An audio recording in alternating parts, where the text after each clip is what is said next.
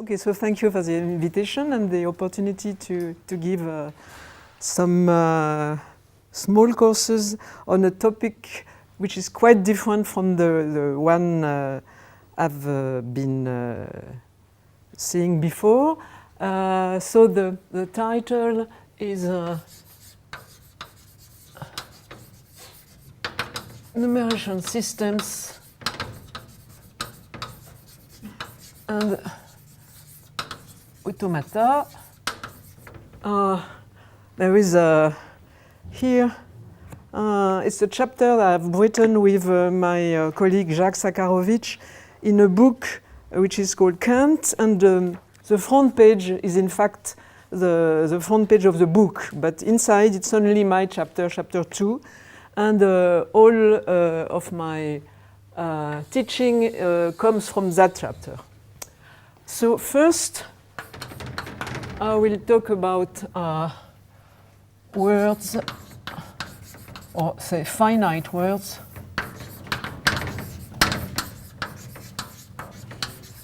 and automata.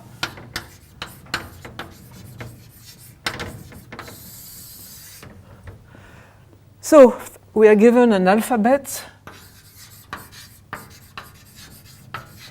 A. So what it is, it's a finite set. Set of letters, of digits, or anything, or symbols, but it's a finite set. And so we are considering finite words on A. So what it is a concatenation of elements of A. So it's the set of A1, A2, A sub n, so that AE is in A, and so what it is when n is 0, maybe you can ask, when n is 0, we have something which is called usually epsilon, and it's an empty word. So as you can see here, since I have indexed letters, we have a word. So let's call it this one W, and the length of W is n. It's the number of letters coming from A. So when you have no letters, you have an empty word. And of course, we have the concatenation product of words, and epsilon is a neutral element for this operation. The set of all finite words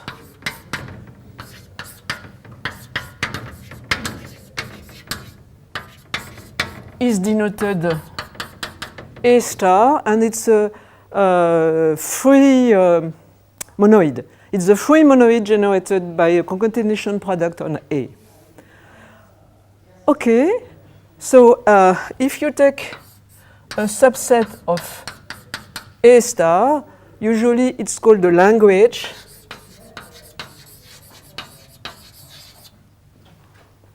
Of words. So far there is nothing very exciting, and now I'm going to introduce automaton.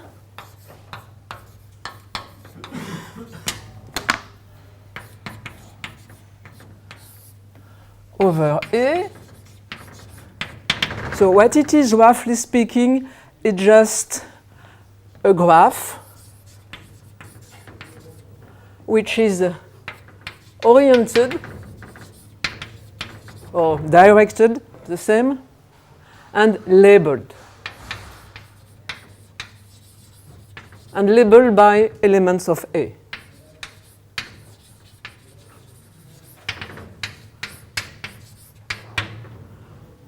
So, for the moment, it's very vague, and the set of vertices of the graph, for historical reasons, they are called states.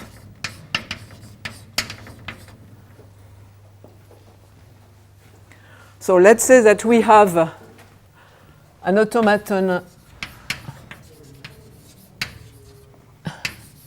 A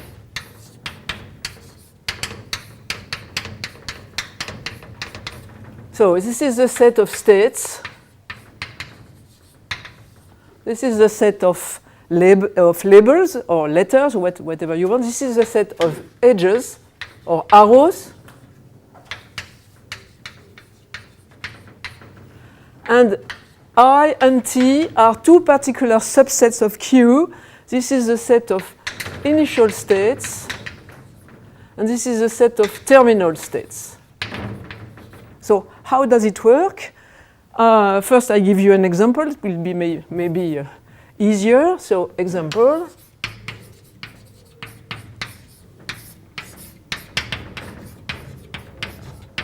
So just take a two-letter alphabet, and since it's a graph, I'm just writing the graph. So 1,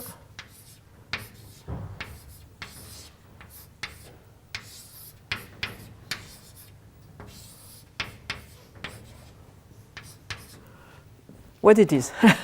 So here I have Q, the set of states is 1, 2.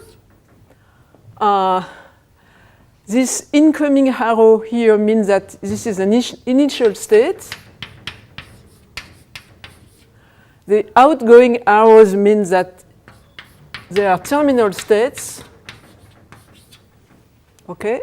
And the set of edges, of course, is the design. And how does it work? You are incoming the graphs by incoming states. So here it's state 1. And then you walk in the graph following the directions. And you look at what are the labels. So what does it mean here? Either you go here and you outside immediately. So this is the empty word. Or you read a lot of A's, as many A's as you like. And then after some time, you take this direction, which is a B. And after the B's, you can have many, many B's, and you exit the graph. So this we call it. So suppose this is A. So the language recognized by A is what? Is the set of words of this form, A to the N, B to the P. The notations A to the N stands for A, N times. Okay, so what does it mean? In other words, it means that after A's, you can have only B's, never going back to A's. So you have a lot of A's, and then B's, like that. Okay, so this is an automaton, and the automaton is finite when the set of states is finite. So finite automaton means that Q is finite. And during my talk, I will focus mainly on finite automata.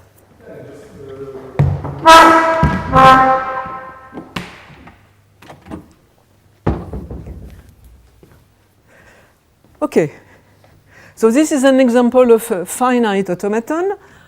Now another example of, okay, I will.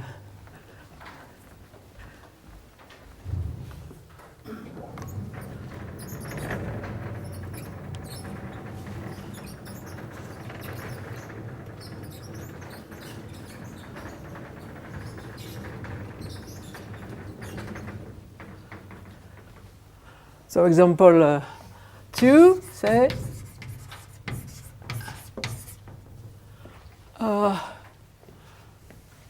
let's take this set, say K, is the set A to the N, B to the N.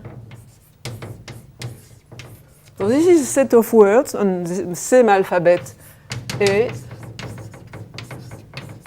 And if you compare with the set which is above here, doesn't seem very, very far. Here you say that it is a to the n, b to the p, but there is no conditions on n and p. Here, it's almost the same, but you have a conditions. P must be equal to n. So we try to recognize that set with an automaton. So, okay, let's... So with the A and the B. Okay, this is okay, because A, B, they have the same number of A and B, so this is a word admissible. And then we can have another B, A, and another B. And this is also, you see that I is 0. Okay? But it's not difficult to see that you have to go to the infinity. So the set of states here must be n, which is obviously infinite. So this is not a finite automaton. It is not a proof that this language is not recognizable by a finite automaton. You have to use some theorem, but it's just an indication. But it is never, so this set is recognizable by this automaton, which is infinite. So this is n.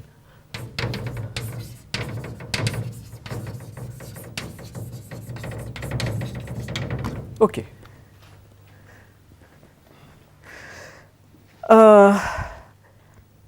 Other example 3.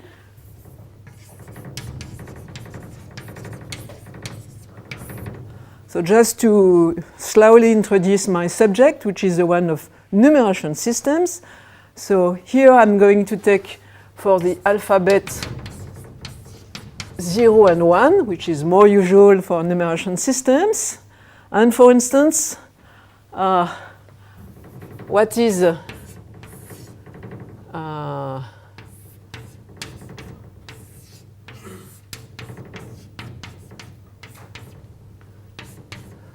okay, suppose you have this automaton, let's call it A. What is L of A? So you enter this state and you travel inside the graph. So either you just go in, go out, so you have the empty word. Okay. Or you take this path, so you have 1, and then you go out. Or you continue here inside the loop, so you have 1, 0, 1, 1. So of course this is a set of binary expansions of the positive integers.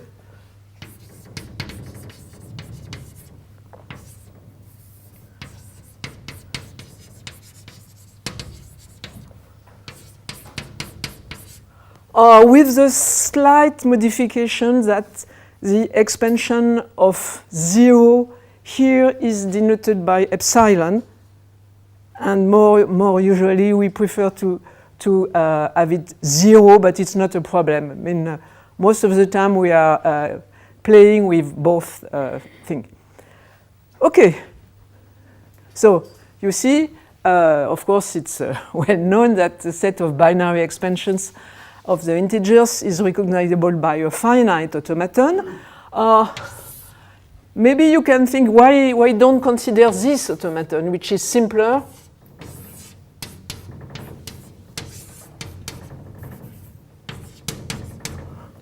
Okay, this automaton, what does it recognize?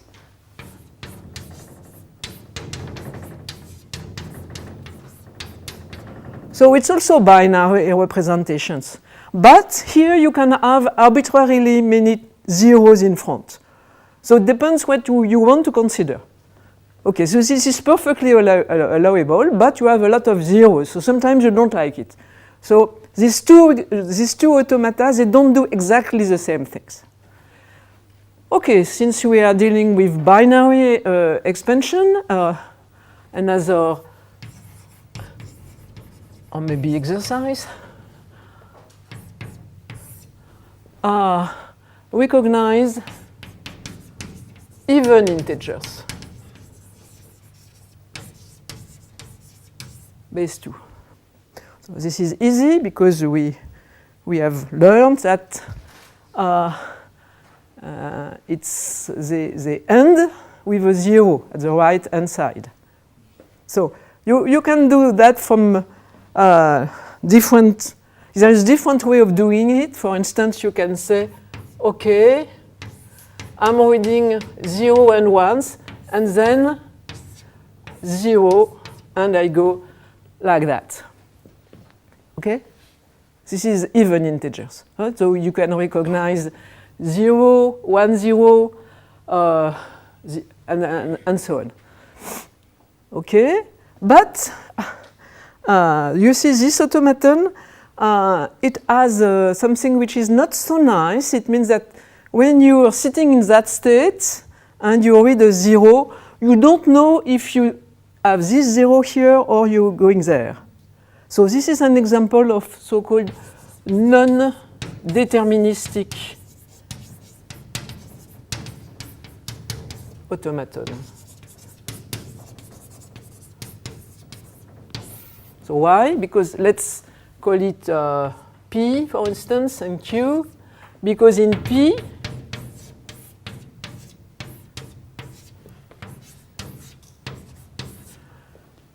when in P and reading a 0, you have a choice. So this is not nice for a lot of practical applications. Even for human beings, it's not very nice to be sitting here and you don't know where to go. So we can transform this one by so-called determinization algorithm. I'm not going to say what is a determination algorithm. It's also called the subset construction. It's very basic.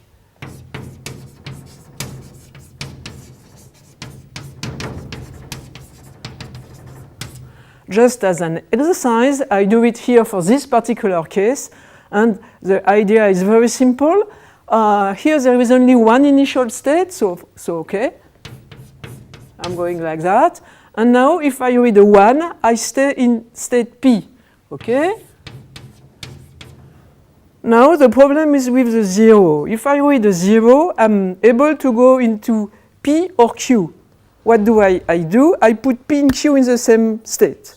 So I create a new state, PQ, and I say that I'm going here. So it's a kind of being in two states at the same time. Now, when I am in PQ, what should I do? If sitting here, I read a 0. So with a 0, I can go into P or into Q. So I stay here. And if I read a 1, I'm going back to P. Like that. Okay, now it's a finite automaton, so it's over, except that I haven't indicated what is the terminal state. Here it's Q, so something is terminal if it contains a former terminal state. So this is the deterministic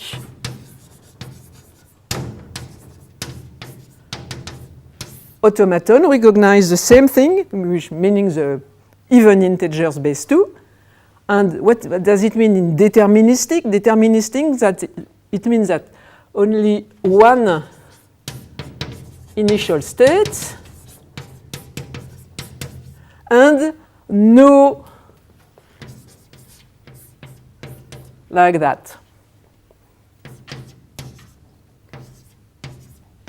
Well, okay. So it's a very, very simple algorithm, and you have seen an example of this utilization. And now, when you're here, it's much more convenient because you're here, you see a 1, you stay here, and if you see a 0, you have no choice, you go here. And now you are here, sitting here, you see a 0, you stay, or you're seeing a 1, you come back, and so on. And the languages recognized by these two automata, they are exactly the same. But of course, as you might think, this automaton is in some sense simpler, but non-deterministic. So it depends what you prefer. in life. Okay? So it was just an example of how you determine a finite automaton. Okay, so there is also a very famous and useful algorithm which is called the minimization algorithm. I won't do it now, but just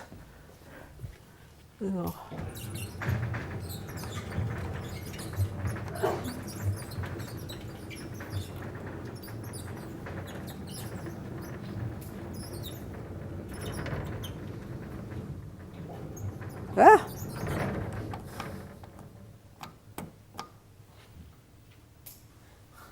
Comment je fais pour faire monter celui qui est dessous?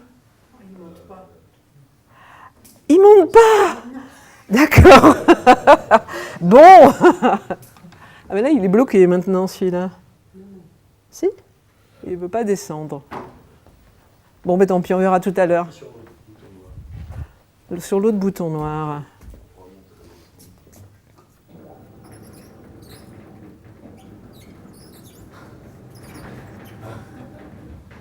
Bravo.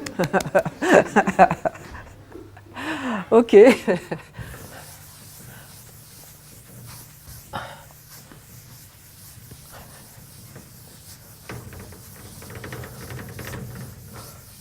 Okay, so I just wanted to say that there is also a very well-known algorithm which is called the minimization.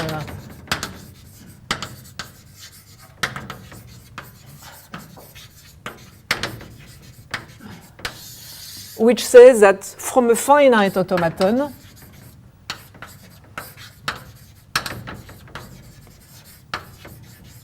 deterministic, say, deterministic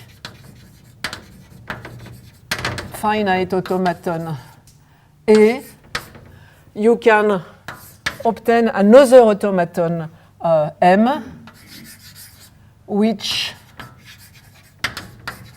has the smallest possible set of states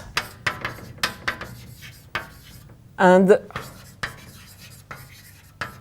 such that the language recognized by M is equal to the language recognized by A.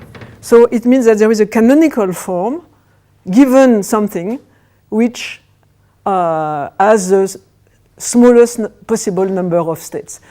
In the cases I was considering, it was already minimal. So, okay, so just to mention some important results. So now, what are the results about this set of automata? So a set L is said to be, so there are many regular or rational if there exists a finite automaton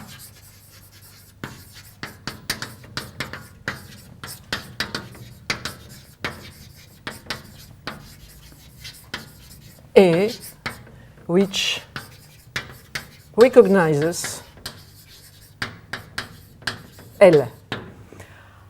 So regular, the adjective regular is mainly used in say English-speaking countries, and the adjective rational is mainly used in the French-speaking country, which is France. And I explain to you why it's called rational. So it's the same thing,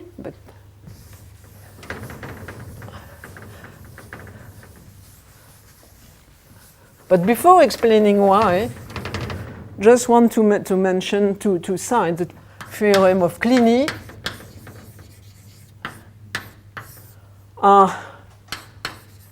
The set of regular or rational languages on A is closed under finite union intersection and the star operation. And the star operation is defined as follows.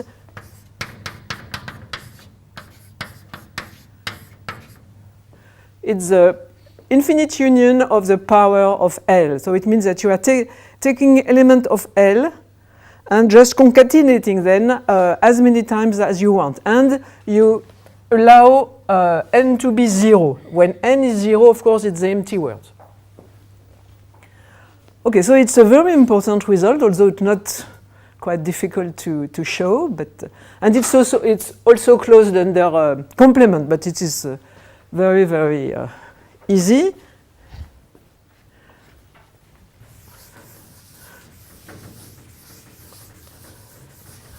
So now, why is it called rational? It's because of the following result of Chomsky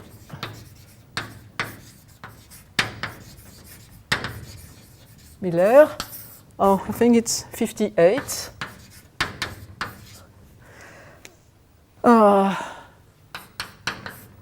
If L is recognized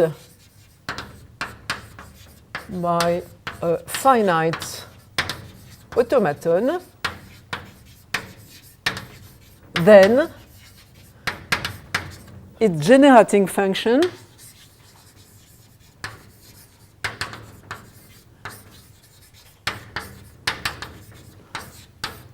psi of L sum of Ln where Ln is the number of words of length n elements of L. So this is a generating function and is a rational function.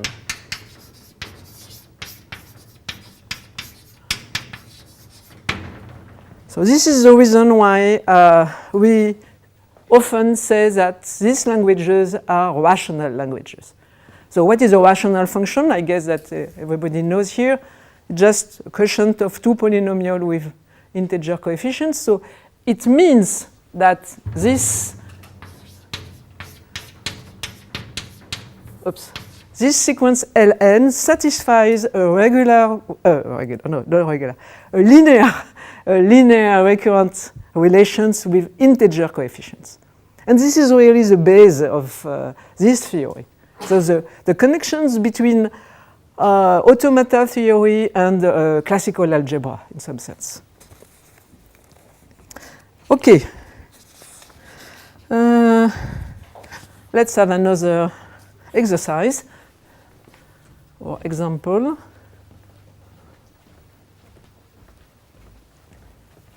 Bon, alors.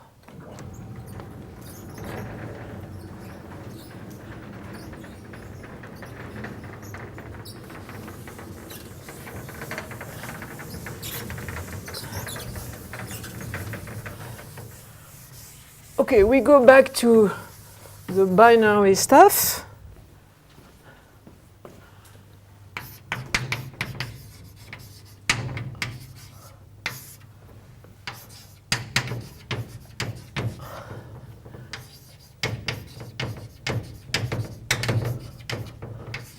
And we were interested in characterizing the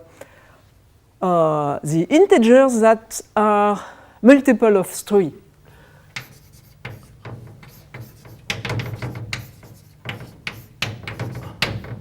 And we want the representation in base 2. Okay? So our alphabet will be 0, 1. So what are they? I'm just doing some list. So 0, it's okay. 1, no. 1, 0, no. 1, 1 is okay. and so on. Okay, so how does it work?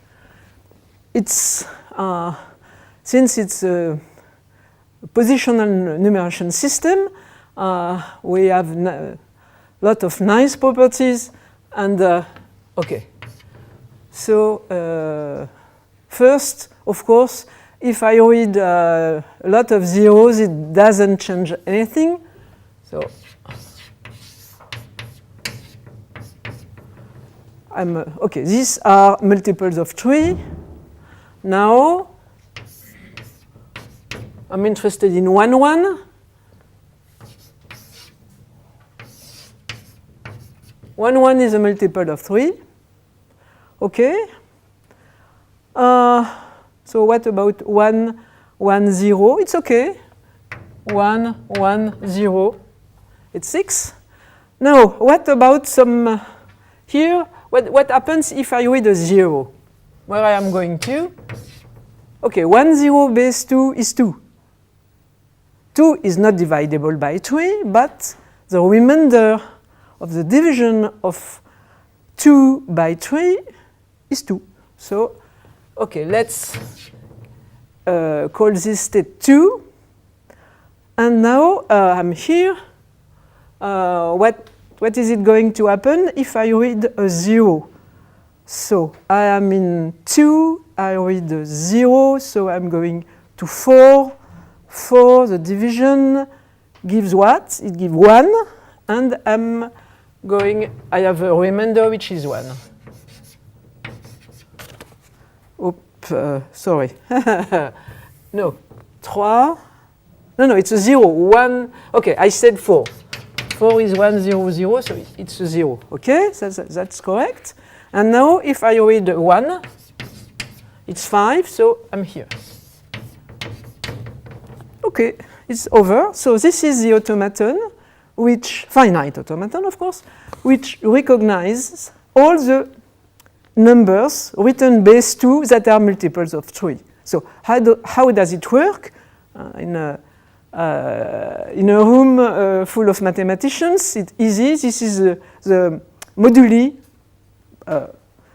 by 3. So the remainders are 0, 1, and 2. And it's as you guess. There is nothing else. Okay.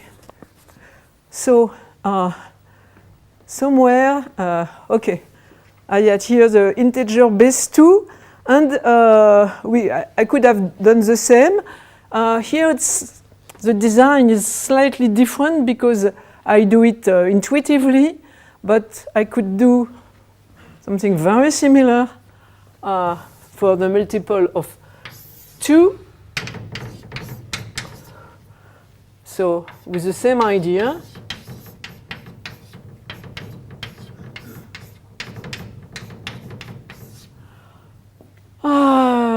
One now, 1, 1. So okay. So now this is a similar construction to that one. So the only terminal state is state 0. So between this automaton and this one here, it might seem that there is a difference. It's just due to some different treatment of the number 0 itself. But it's about the same. Okay? So now I've written that set is closed under intersection. So I want to do the intersection of the multiples of 3 and the multiple of 2, which should give the multiple of 6. Okay? So to take the intersection,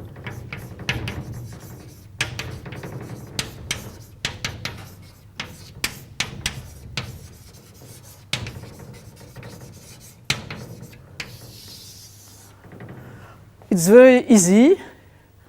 So let's prime these states in order not to complicate the thing. So I am taking the Cartesian product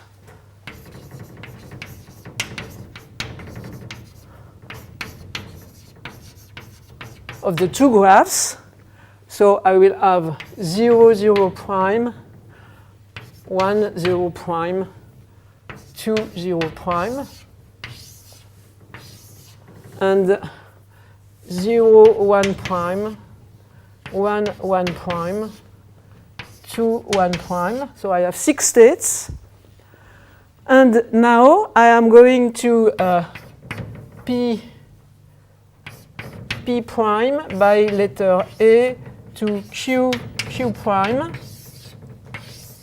If and only if I have P, A, Q in my first automaton and P prime, A, the same A of course, Q prime in the second automaton. And it's very easy to realize that this construction will give you the intersection of the languages. Okay, so let's do it. Here I have a 0 from, a loop, and here also, so this is easy. I have a loop 0. The initial state and the terminal state won't change. Now, from 0 to 1, for this stat by 1, in the first automaton I'm going to 1, and in the second automaton I'm going to 1 prime, so I'm going here. Now from 1, 1 prime. From 1 by 0 I'm going to 2, and from 1 prime by 0 I'm going to 0 prime, so I'm going to 2, 0 prime. So 0. Now, same state but by 1. From 1 by 1 I'm going to 0, and from 1 prime here. So I'm going to 0, 1 prime. Okay, so now I'm taking this state. So by 0 I'm going to 1, and here I'm staying. So I said I'm going to 1, 1, 0 prime. Okay. Okay. And by 1, so I'm staying in 2, and I'm going to 1. So I'm going to 2, 1 prime. Okay. Okay, so let's choose this one. So 0 by 0 I'm staying, and 1 prime by 0 I'm going to 0 prime. So I'm going to 0, 0 prime. Okay, and by 1 I'm going to 1, and here I'm 1, 1 prime. Hope I'm not 0 by 1. Yeah, should be something like that. Okay, now I have this one, it's over. This one, 2, 1 prime. So 2 by 0 goes to 1, and 1 prime by 0 goes, so it's 1, 0 prime. And 1 stay in 2, and 1 prime stay here. So okay, so this one is not done. So 1 by 0 going to 2, and 0 prime, so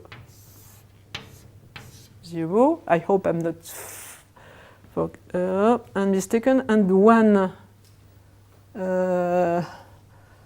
1 by 1 gives to 0, and 0 prime by 1.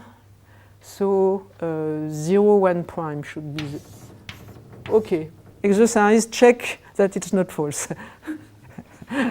Okay, but okay, maybe we have a look on 110, which is a multiple of 6. So you enter here. So 1, 1, 0. It's good. So 110 is a multiple of 6. And now, of course, the labels of the states indicate, as it's the case here, the remainders. So with the interpretation, obviously, for instance, 2, 0 prime base 2 is 4. So it means that here the remainder is 0. Okay, I leave it to you just to check that everything is nice. Okay, so this was automata over alphabet A. Now I'm going to introduce slightly different notion of automata, which are often called transducers.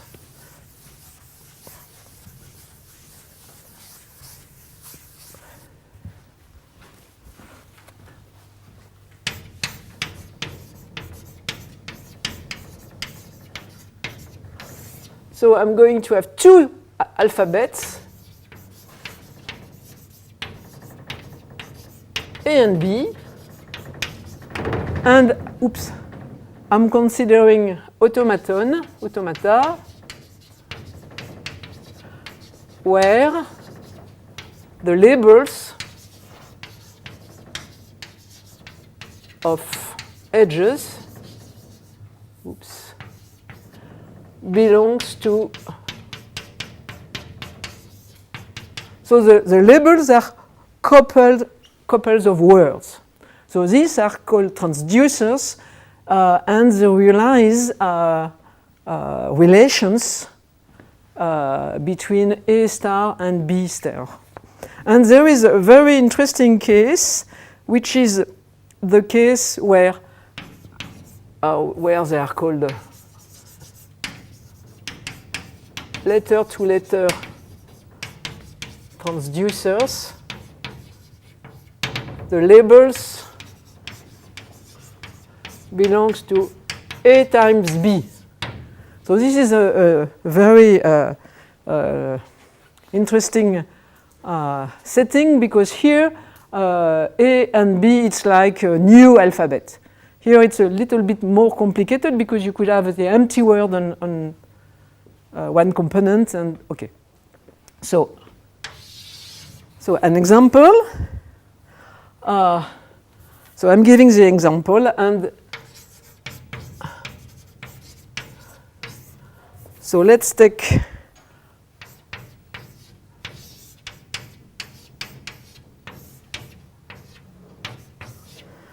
this is the one letter-to-letter. A1.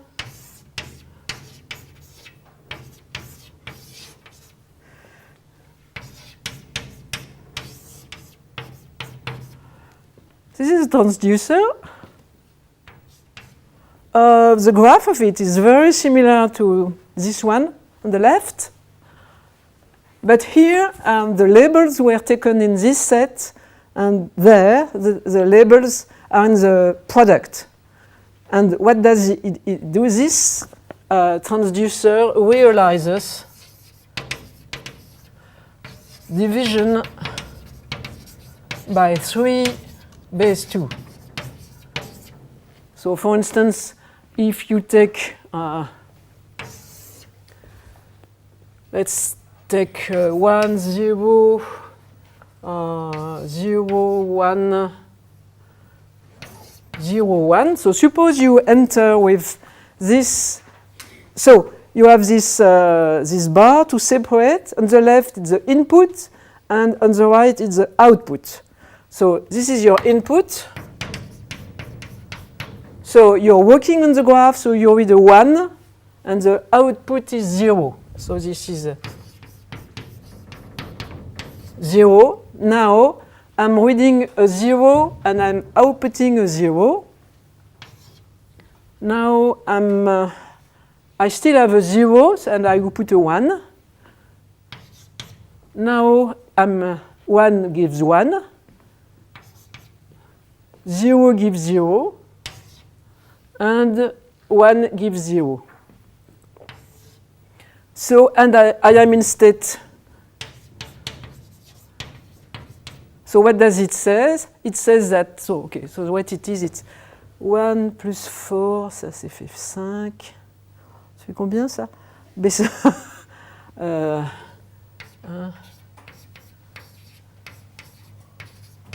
So it says that 37 divided by 3 is 3 times, so this is 8 plus 4, 12, it's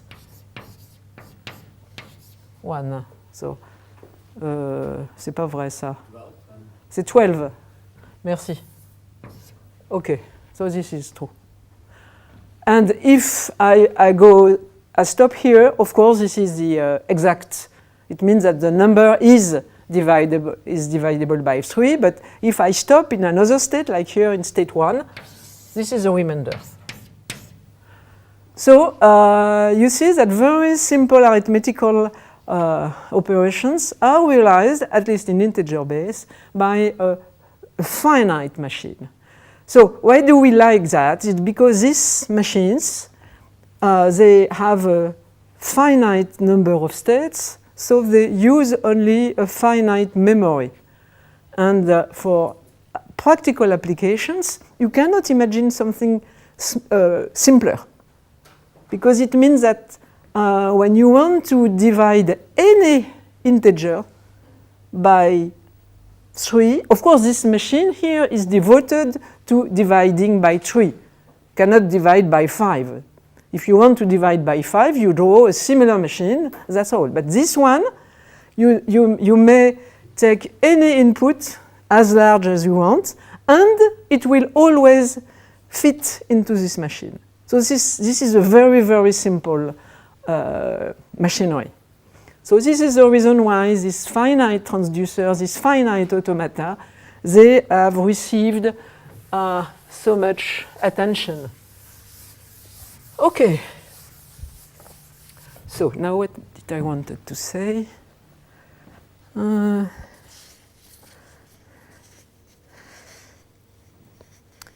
Okay, so far. Okay, now I'm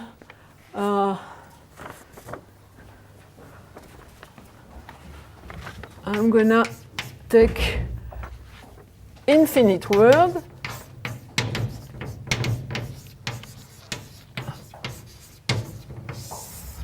So far I was interested of words which were finite, meaning a finite concatenation of letters. Now I have an alphabet A, always, and an infinite word on A is something on the form A1, A2,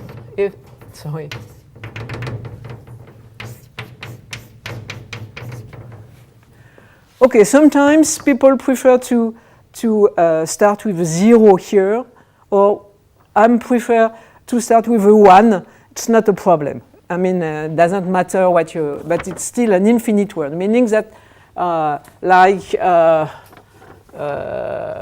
in base you can have 1, 2, so on. No, okay, it doesn't. It's stupid. So this is so we can also consider by infinite word. So you have something like A minus 1, A minus 2, E0, E1, E2, like that. And this is left infinite word, and we can have also right infinite words, like that, E0, E1, E2.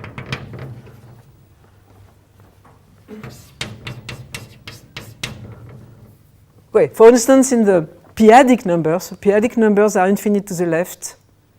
And here, of course, it's devoted to the representation of real numbers. I haven't indicated so far that I'm writing the numbers with the most significant digit on the left. Like this year we are, this is the most significant digit, okay? Everybody agrees with that? So this is my notation. Because sometimes some mathematicians, they reverse the order. I don't. Okay, so the set of infinite words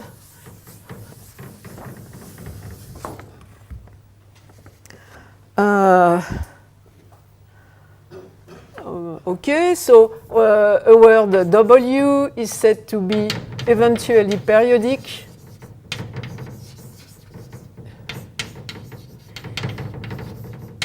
if W is of the form U, V, V, V, V, V, V forever. So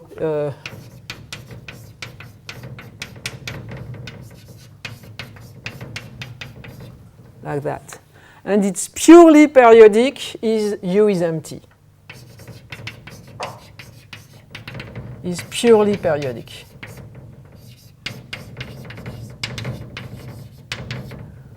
Okay? So,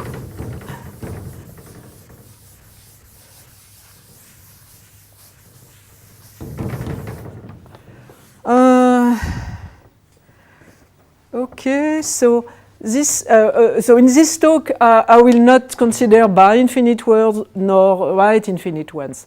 I will stick only on left infinite. I'm so sorry, of course. These are right infinite words and these are left infinite words.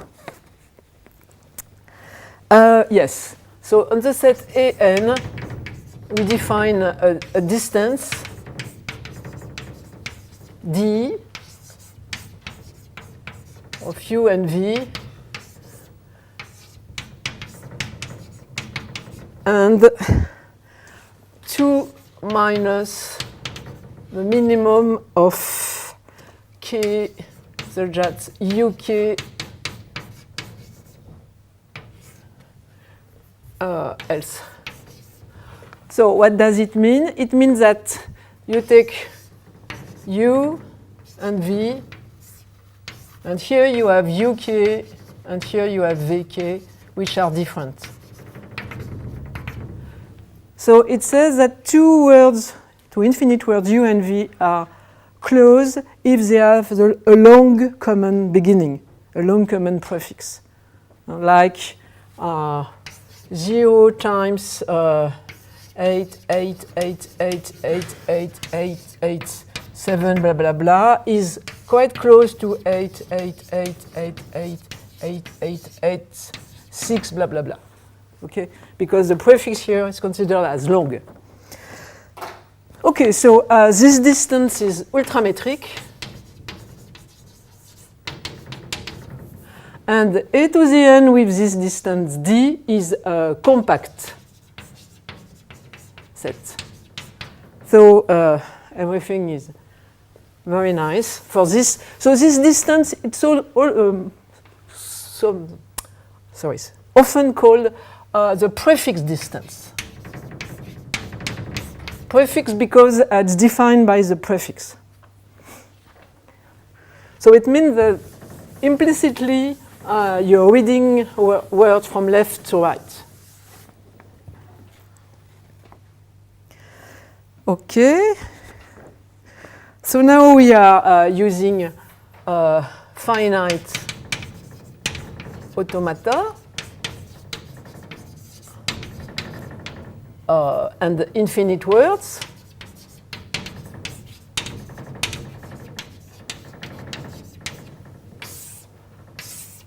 And so we take an automaton, A,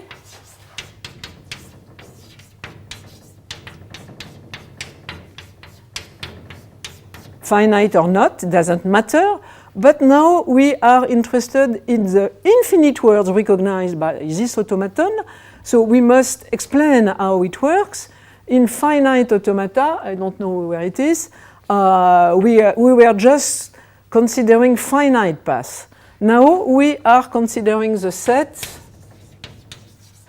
of labels of infinite paths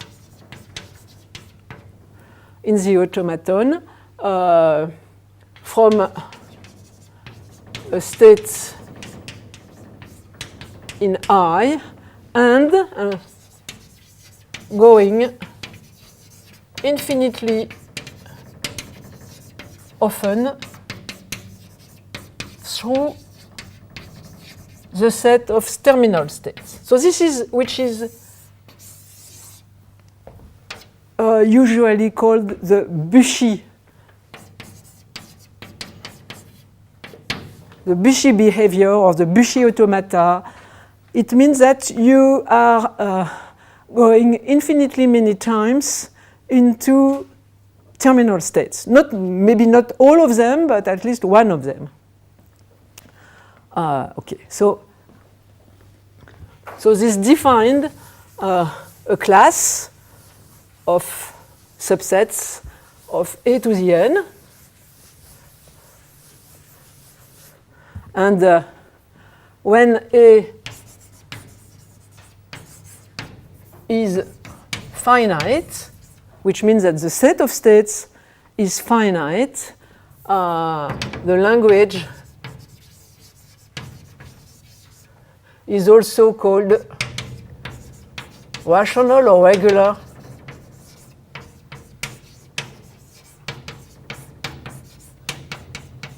of A to the n. And the family of these languages is closed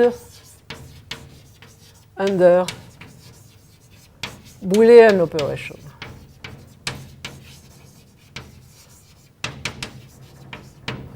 But the main difference with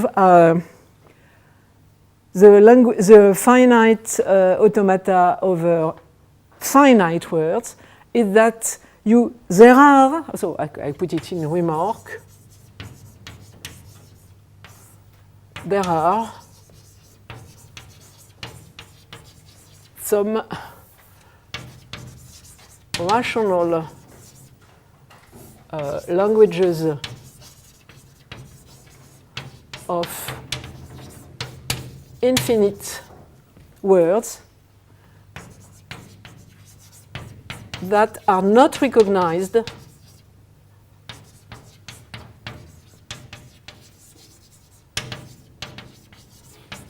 by a deterministic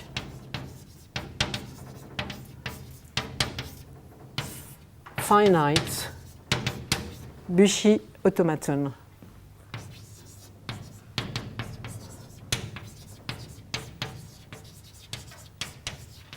So this is really a very, very important fact. So in the case of finite words, you can always choose a deterministic automaton. So you're happy. In the case of infinite words, you are not able to do it all the time. And the basic example is this one, AB star. Okay, omega is the infinite star. So it's the set of W, A forever, where W is in AB star. In other terms, it's a set of words which don't have infinitely many B's. Okay, so the number of B's is finite. Because you can have as many B's as you want, but you have to stop with A's. So you have, here you can have some B's, maybe 1 million, but after that million of B here, you will see an infinitely many A's. So this language is a prototype of something which is a rational set of infinite words, but which is not recognized by deterministic finite Bushi automaton. Okay, so I could say more, but I don't. And so now I'm going to give you some examples on infinite words.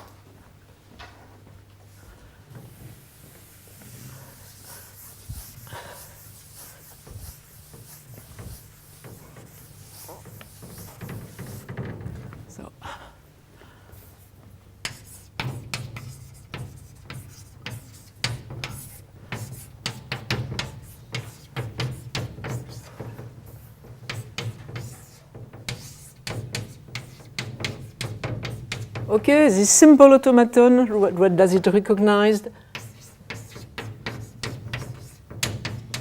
to the head, and it's usually called the full two shift. I will give some definitions on what is a full shift in general, but here is the full two shift. Okay, so now suppose we are considering so example 2. So of course you can think of that of binary expansion. So for instance, x is 1 0 1 0 0 0 blah blah blah. It's an element of this set, and you can think at x being equal to 1 over 2 plus 1 over 8. So this is, in that case, it's a rational number. Another interesting thing, it's, for instance, 1, 0, 1, 1, 1, 1, 1 forever, 0 omega, and that kind of thing we don't like so much. We rather prefer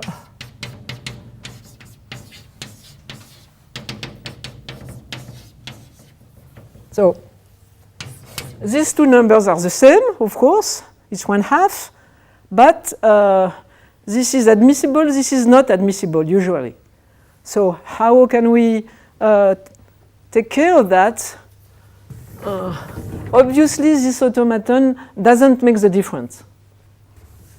So now I give you another one which makes the difference.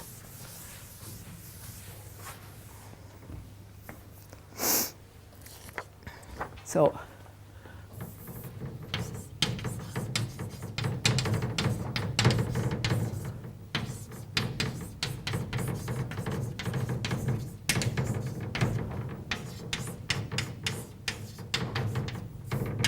okay, so I don't want to see something 1, 1, 1, 1.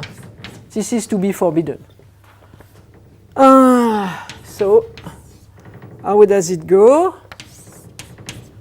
0, 1.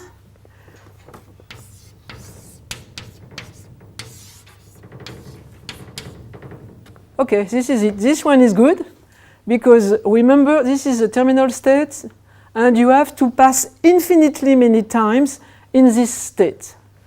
So you do as many zeros as you want, then 1, as many 1 as you want, then 0. So you can also come back and have as many 1 as you want, but after a while you will be obliged to go through this one. So you can see that something like 1, 1, 1, 1, 1 is not recognized if A is this one.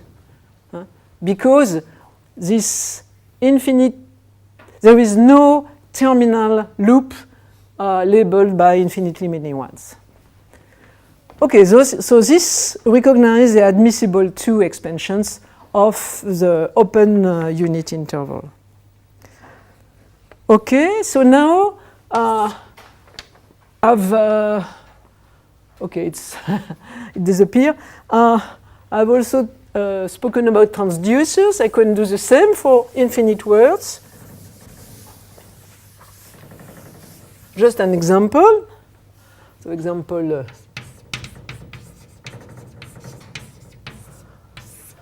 2, I will define the finite transducer which transforms binary expansions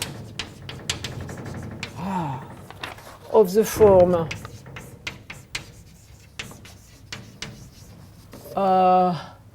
U0 1 omega into U1 0 omega and doesn't change the other ones.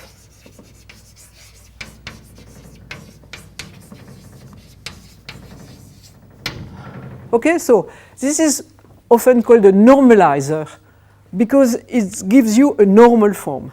So the normal form means that you have unicity. So you don't want to have these trailing ones, which is awful, which is improper. So how do you do that? Okay, I'll just give you the answer right now.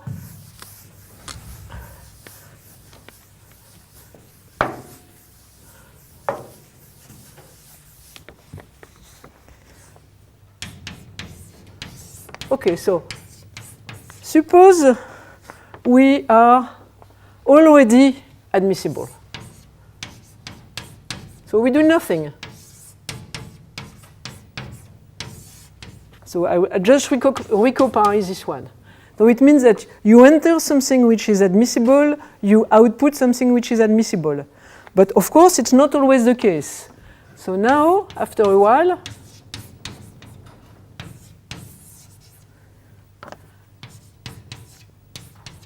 okay, so this is it. If you enter something which is of this form, which is U finite and then 0 and infinitely many ones, so you work in this part and then you decide that you go to that one. So 0 will be replaced by 1 and all the ones will be replaced by zeros. So this is it. And you are passing infinitely many times through this state. So this is the first case. And the second case, you are already admissible. So you stay in this component. So you stay infinitely many times through this state. So this machine, it's a finite letter-to-letter transducer, which gives you a binary expansion, which is always admissible. But there is a little problem here, is that when you are sitting here and your input is a 0, you don't know where to go. You don't know whether you could be here or there.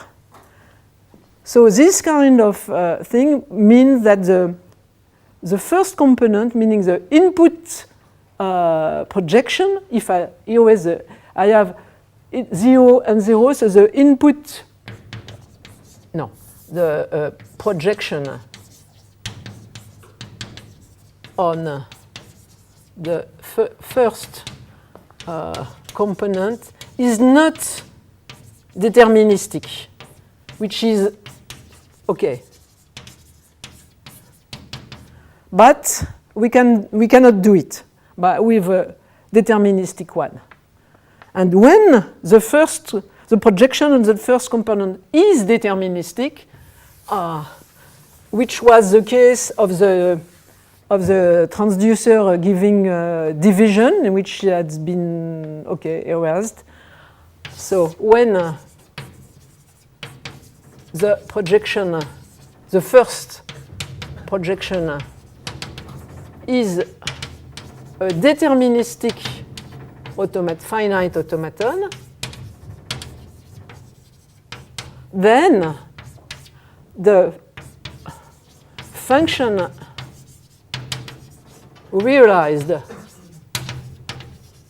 by the transducer is called sequential. So example, division by 3 base 2, you take the same drawing, but you have it working infinitely many times. So what you do is a division of real numbers written in base 2 by 3. Okay, so this is a sequential function, and this is very nice when it is sequential, because we have the following result.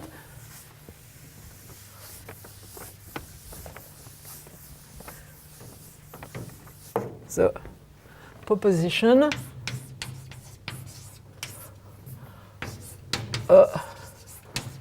sequential function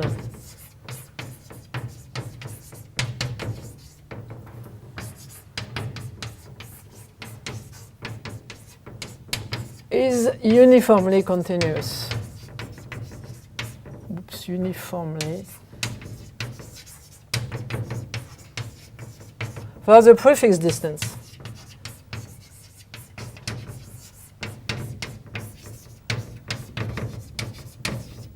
So this is very convenient because it means that the longer you are computing, the more accurate you are, which is what we like. Meaning that if you compute, of course, in the real life, computations are not infinite. So if you compute something with 100 digits, it's less good than if you compute the same thing with 1 million digits. This is exactly what it means here. It means that the longer you are going, the better you are. But, for instance, in this case here, you see that it's not possible. Why? Because the reason is very simple. The only problem is at the end. So since you're starting from the beginning, you are obliged to go until the end, but so you cannot say when you are at the end. So here, this is not sequential. And the divider by 3, which had disappeared, is an example of sequential function. And just before stopping, another result, the same spirit.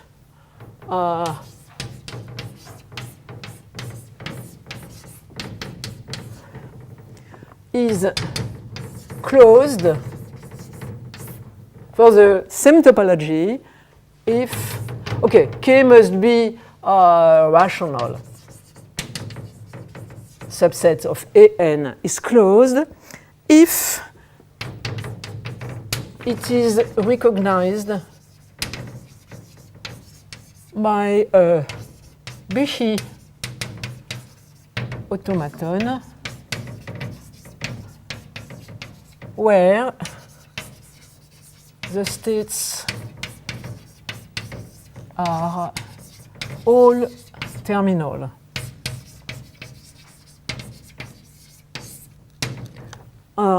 So what is the idea? It's the same. It means that to be closed, you must accept all the infinite paths. This is what it means. Because if some infinite paths are not accepted, you are not closed. It's obvious. Okay? Although maybe the proof is not so obvious, but okay. So it's time to stop. So tomorrow I will. So now I've prepared everything to talk to you about beta expansions. So I know that several courses here has been devoted to beta expansion, to the beta shift also? No? Suffix shift and shifts of finite type. So I will also give some results about the case where when the beta shift is a shift of finite type or a suffix shift and things like that. So everything's prepared. And of course, I will once more devote some of the results to piezo numbers, which are the nicest numbers in the world. And okay, then we'll see. So see you tomorrow.